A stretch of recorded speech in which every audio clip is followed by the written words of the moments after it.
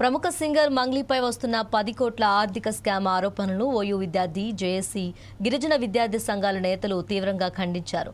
OU arts కళాశాల వద్ద ఏర్పాటు చేసిన మీడియా సమావేశంలో విద్యార్థి నేతలు మాట్లాడుతూ సింగర్ మంగ్లీకి ఈ కేసుతో ఎలాంటి సంబంధం లేదని, కొందరు ఫేమస్ అవ్వడం కోసం తప్పుడు ప్రచారం చేస్తున్నారని ఆగ్రహం వ్యక్తం చేశారు. కావాలనే కొంతమంది కుట్రపూరితంగా వివాదంలో మంగ్లీ పేరును వాడుకుంటున్నారని అన్నారు. మంగ్లీపై అవాస్తవాలు ప్రచారం చేయటం మానుకోవాలన్నారు. దీని వెనుకున్న వారిపై చట్టపరమైన చర్యలు తీసుకోవాలని డిమాండ్ చేశారు. ఏదైతే గత వారం రోజులుగా మీడియాలో కావచ్చు, అదేవిధంగా వార్తాపత్రికల్లో వస్తున్నటువంటి ప్రముఖ సింగర్ అయినటువంటి మంగ్లీ గారు, అదేవిధంగా వారి కుటుంబం మీద ఒక అడ్వకేటు ఏదైతే నిరాధారమైనటువంటి ఆరోపణలు చేస్తూ ఏదైతే ఆమెని యొక్క ప్రతిష్టను భంగపరిచేటువంటి కార్యక్రమాలు చేస్తూ ఉన్నారో దానిని ఉస్మానియా యూనివర్సిటీ జేఏసీగా గిరిజన సంఘాలుగా తీవ్రంగా ఖండిస్తూ ఉన్నాం.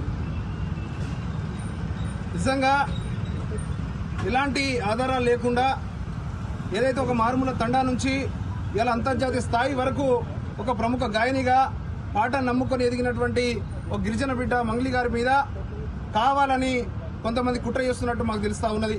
మేము చూస్తూ ఉన్నాం, గత వారం రోజులుగా జరుగుతున్నటువంటి అన్ని ఇంటర్వ్యూలు చూస్తూ ఉన్నాం, అవన్నీ వార్తాపత్రికలు వస్తున్నటువంటి వార్తల్ని చూసిన తర్వాత మేమందరం కూడా ఆలోచన చేసినాం, ఇది ఖచ్చితంగా ఒక ఆడబిడ్డని కావాలని చేస్తున్నటువంటిగా మేమందరం కూడా అర్థం చేసుకున్నాం. నిజంగా ఎవరైతే బాధితులు ఉన్నారో, ఎవరైతే డబ్బులు ఇచ్చి పోగొట్టుకున్నారో వాళ్ళకి న్యాయం జరగాల్సినటువంటి అవసరం ఉన్నది.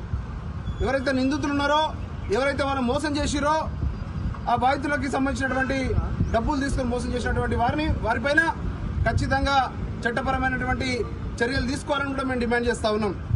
చేసిన వారు ఎంత వారైనా కావచ్చు, ఖచ్చితంగా మాకు పోలీస్ వ్యవస్థ మీద, న్యాయ వ్యవస్థ మీద పూర్తి నమ్మకం ఉన్నది. అలాంటి తప్పులు చేసిన వాళ్ళ మీద ఖచ్చితంగా కఠిన చర్యలు తీసుకోవాలని కూడా ఇవాళ ఉస్మానియా యూనివర్సిటీ జేఏసీగా గిరిజన సంఘాలుగా కూడా మేము డిమాండ్ చేస్తా ఉన్నాం. కానీ కావాలని ఇవాళ ప్రతి సోషల్ మీడియాలో కావచ్చు, ప్రతి యూట్యూబ్ ఛానల్లో కావచ్చు, మెయిన్ స్ట్రీమ్ మీడియాలో కావచ్చు, సంబంధం లేని మంగ్లీ గారి పేరు తీసుకొని ఇవాళ ఒక బోగస్ కంపెనీ ఎవరైతే రమావత్ మధు కావచ్చు, హేమకాంత్ రెడ్డి కావచ్చు, ఇవాళ వాళ్ళు పెట్టి విపరీతమైన కోట్లాది రూపాయలు ఇవాళ గరీబుల దగ్గర నుంచి తీసుకొని మోసం చేసినటువంటి పరిస్థితులలో ఇవాళ మంగ్లీ గారు ఒక ప్రముఖమైనటువంటి సెలబ్రిటీ కాబట్టి ఇలా వాళ్ళ పేరు తీసుకుంటే ఇలా సెన్సేషన్ అవుతా, నేను ఫేమ్ అవుతా అని చెప్పి ఒక అడ్వకేట్ అయితే చేస్తున్నటువంటి దుర్బుద్ధిని మేము తీవ్రంగా ఖండిస్తా ఉన్నాం. ఇవాళ న్యాయ వ్యవస్థకే న్యాయవాదిగా ఆయన యొక్క సిగ్గుచేటుగా మేము చూస్తూ ఉన్నాం. ఖచ్చితంగా ఇలాంటి మంచి పద్ధతి కాదు. నిజంగా తప్పు చేసి ఉంటే దానికి సంబంధించినటువంటి ఎవిడెన్స్ని ప్రొడ్యూస్ చేసి దాని మీద న్యాయ వ్యవస్థ కావచ్చు, పోలీస్ వ్యవస్థ కావచ్చు, అది ఖచ్చితంగా చర్యలు తీసుకునేటువంటి అవకాశం ఉంటుంది. కానీ ఇలా బయటకు వచ్చి ఇలా వాళ్ళ కుటుంబం మీద, ఆమె మీద ఇలా ఇష్టం ఉన్నట్టు ఆరోపణలు చేయడాన్ని మేము తీవ్రంగా ఖండిస్తూ ఉన్నాం. అదేవిధంగా ఏదైతే ఇలా హేమకాంత్ రెడ్డి కావచ్చు, మధు కావచ్చు, రమావత్ మధు, ఇలా నిన్న మనం చూసినాం, రమావత్ మధు ఇలా ప్రెస్ మీట్ పెట్టి ఇలా నేను అదేవిధంగా హేమకాంత్ రెడ్డి మేము ఇద్దరం కలిసే ఇలా ఇదంతా మేము చేసినాం, డబ్బులు వసూలు చేసినాం, ఇలా హేమకాంత్ రెడ్డి కూడా నన్ను మోసం చేసినని చెప్పి ఇలా రమావత్ మధు మాట్లాడుతూ ఉన్నాడు. అదేవిధంగా మంగ్లీ గారికి దీంతో ఎలాంటి సంబంధం లేదు, వాళ్ళ కుటుంబ సభ్యులకు ఎలాంటి సంబంధం లేదు కూడా ఇలా మీడియా ముఖంగా చెప్పినటువంటి పరిస్థితి మనం చూసినాం.